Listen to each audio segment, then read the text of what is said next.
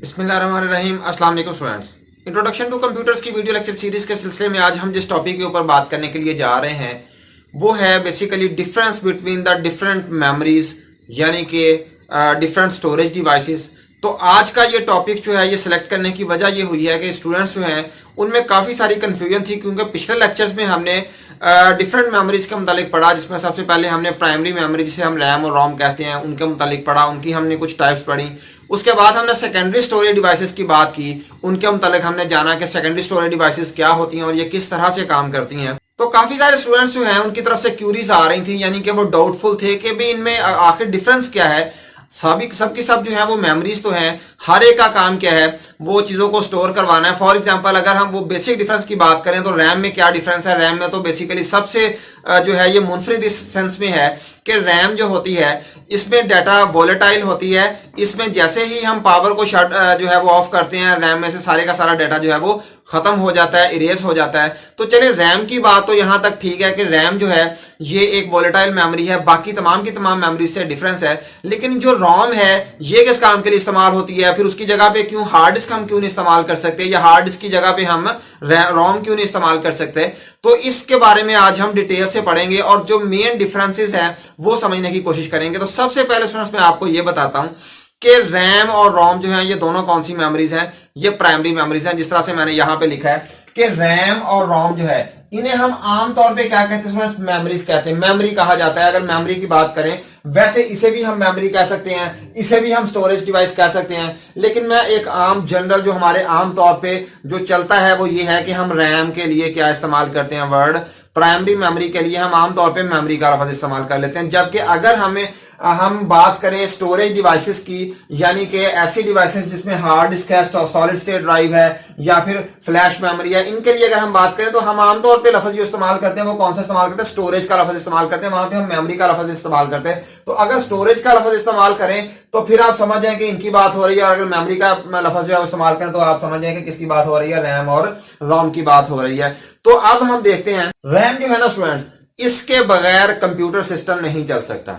RAM जो है अगर फॉर एग्जांपल आपके कंप्यूटर में रैम मौजूद नहीं है तो सिंपली जैसे ही आप कंप्यूटर चलाएंगे तो आपको एक बीप आएगी और आपकी जो है ना डिस्प्ले स्क्रीन है उसके ऊपर जो है वो डिस्प्ले नहीं आ रहा होगा, यानी कि वो ब्लैक ही होगी आपकी डिस्प्ले स्क्रीन, यानी मॉनिटर आपका जो है उसमें पावर तो आ जाएगी लेकिन उसके सामने कुछ नहीं आएगा अगर उसके अंदर रैम मौजूद नहीं है। यानी कि रैम के अंदर ऑपरेटिंग सिस्टम लोड होता है। रोम में स्टूडेंट्स क्या होता है, रोम में तमाम इंस्ट्रक्शंस होती हैं। देखिए मैं आपको समझाता हूँ रैम और रोम में सबसे पहले क्या डिफरेंस है। जबकि स्टोरेज जो है फॉर एग्जाम्पल हमारे पास हार्ड डिस्क है, हार्ड डिस्क की होती है आमतौर पे, अभी तक हमारे जो है ये हार्ड डिस्क एक मैकेनिकल डिवाइस है स्टूडेंट्स।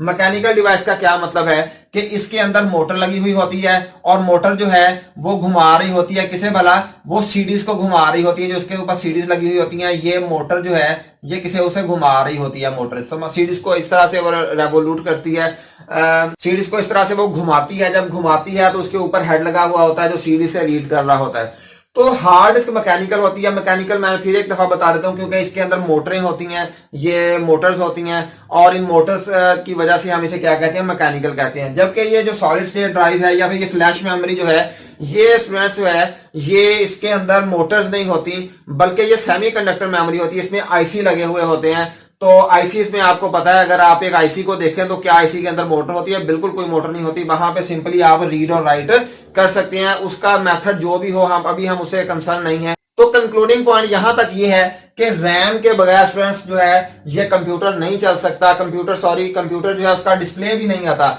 अगर आप उसे चलाएं, कंप्यूटर को चलाएं और वो डिस्प्ले देने की बजाय जो है वो एक बीप दे रहा हो तो आप फौरन समझ जाएं कि या तो इसके अंदर रैम मौजूद नहीं है या फिर वो क्या है, खराब है।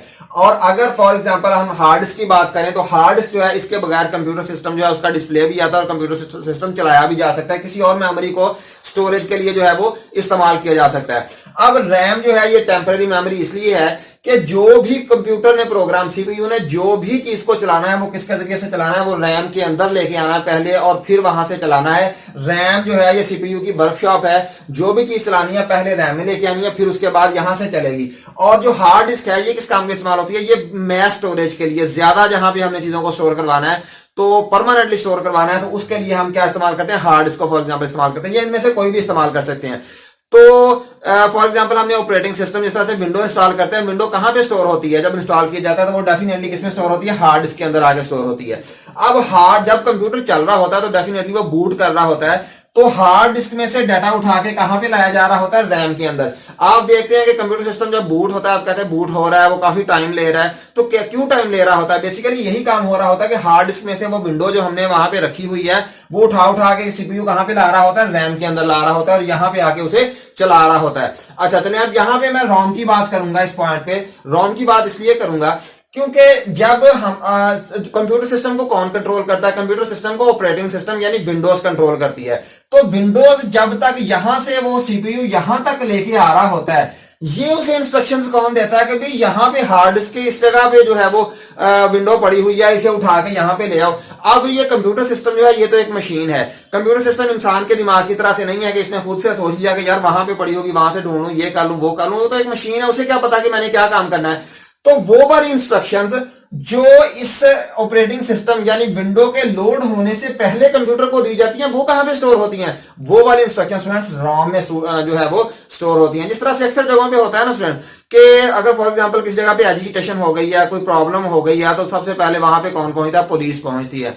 अगर तो पुलिस से कंट्रोल कर ले तो well and good, otherwise police कह देती है कि भाई ये हमारे जो है ना कंट्रोल से बाहर है, और फॉर एग्जांपल वहां पे किसी जो है वो या तो रेंजर्स को हम बुला लेते हैं या फिर आर्मी को बुला लिया जाता है और वो आके कंट्रोल कर लेती है। तो आप अज्यूम ये कर लें कि हार्ड डिस्क में जो विंडो है वो आर्मी की हैसियत रखती है, तो आर्मी के आने से पहले चीजें किसने कंट्रोल की हुई होती हैं? डेफिनेटली पुलिस कंट्रोल करती है। तो पुलिस का काम कौन कर रहा होता है? रैम के अंदर वो इंस्ट्रक्शन लिखी होती है, जैसे ही कंप्यूटर का बटन ऑन करते हैं वो भागा जाता है किसके पास? रैम के पास। रैम में से इंस्ट्रक्शन उठा के लाता है कि अब क्या काम करना है। उसे क्या सबसे पहले इंस्ट्रक्शन मिलती है, क्या हुक्म मिलता है कि भाई जाओ हार्ड डिस्क के अंदर, और हार्ड डिस्क में से जो है वो ऑपरेटिंग सिस्टम को लोड करके किसके अंदर लेके आओ? रैम के अंदर लेके आओ।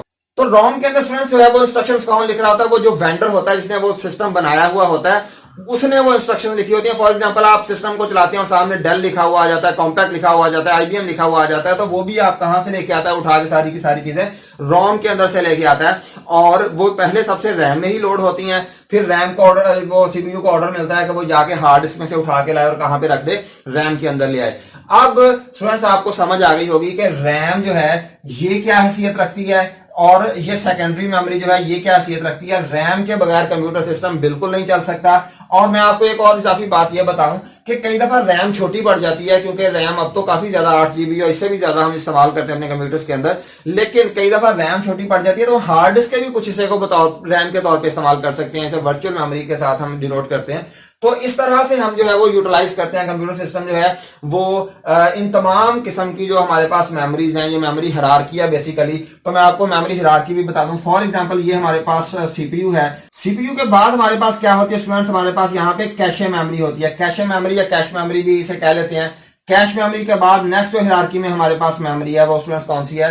वो डेफिनेटली हमारे पास रैम होती है। रैम के बाद जो हायरार्की में नेक्स्ट हमारे पास मेमोरी है वो कौन सी है? Hard disk. हार्ड डिस्क या से हम सेकेंडरी स्टोरेज डिवाइस भी कह सकते हैं। इसी तरह से इसकी भी एब्रिविएशन है। जिस तरह से हमारे पास हार्ड डिस्क कैसे किससे नोट किया जाता है? इसे आमतौर पे एचडीडी जो है ये कह दिया जाता है, हार्ड डिस्क ड्राइव। इसी तरह से सॉलिड स्टेट ड्राइव को आजकल हमें पता है कि एसएसडी कहा जाता है, एसएसडी ड्राइव कह दिया जाता है। एसएसडी ड्राइव जो है ये भी बेसिकली, और फ्लैश मेमोरी भी जो है ये बेसिकली सेमीकंडक्टर है। इसकी स्पीड ज्यादा होती है, इसकी स्पीड कम होती है। इसकी स्पीड इसलिए कम होती है कि इसमें मोटर लगी हुई होती है, जब उसे घुमाएगी टाइम लगेगा, हेड रिक्वायर्ड ट्रैक और सेक्टर तक पहुंचेगा फिर लेके आएगा। जबकि ये वाली ड्राइव जो है इनमें क्या होता है? इनमें बेसिकली इस तरह से जो है वो चिप्स होती हैं, जो आईसी होते हैं उनमें इस तरह से जो है वो पार्ट्स बने हुए होते हैं, मेमोरी के सेल्स बने हुए होते हैं, और हर सेल की एक एड्रेसिंग होती है। तो डायरेक्टली हम उस एड्रेस पे फॉर एग्जांपल यहाँ पे डाटा को स्टोर किया हुआ है, तो डायरेक्टली कहाँ पे जाके यहाँ पे गया, जाके डाटा को उठा के ले आया। जबकि यहाँ पे जो ट्रैक्स एंड सेक्टर्स हैं उसे घुमाया जाएगा, डेफिनेटली उसमें टाइम जो है वो यूज होगा, लेटेंसी होगी, डिले होगा। किसके अंदर? बोला हार्ड डिस्क के अंदर। लेकिन बाकी जो हमारी आईसी वाली जो टेक्नोलॉजी है, जिस तरह से मैंने मेमोरी सेल्स की बात की है, जो सेमीकंडक्टर मेमोरी कहा जाता है, यहाँ पे टाइम जो है वो कम कंज्यूम होता है। तो जो कंप्यूटर सिस्टम है स्टूडेंट्स वो बिल्कुल इंसान की तरह से, मैंने कई दफा ये बात की है कि इंसान की तरह से काम करता है। जिस तरह से हमारे कान और जुबान, जो मुंह है हमारा, ये इनपुट आउटपुट डिवाइसेस के जरिए से काम करता है। यानी कि फॉर एग्जांपल हमें अगर कोई ये बात कहता है कि भाई 80 को 70 के साथ जो है वो 80 को 70 के साथ मल्टीप्लाई कर दो, तो डेफिनेटली हमारा जो दिमाग है उस पर काम तो कर लेगा, लेकिन हम उसे सबसे पहले स्टोर किस जगह पे करेंगे? हमारे दिमाग में मेमोरी होगी तो वहां पे हम 80 को और 70 को स्टोर करेंगे, फिर दोनों को आपस में मल्टीप्लाई करके जवाब भी किसी जगह पे स्टोर करेंगे, फिर अपने मुंह से जो आउटपुट डिवाइस का काम करेगी वो उस बंदे को बता देंगे कि भाई इसका ये आंसर है। तो सीपीयू किसने क्या काम किसने किया? हमारे दिमाग ने किया।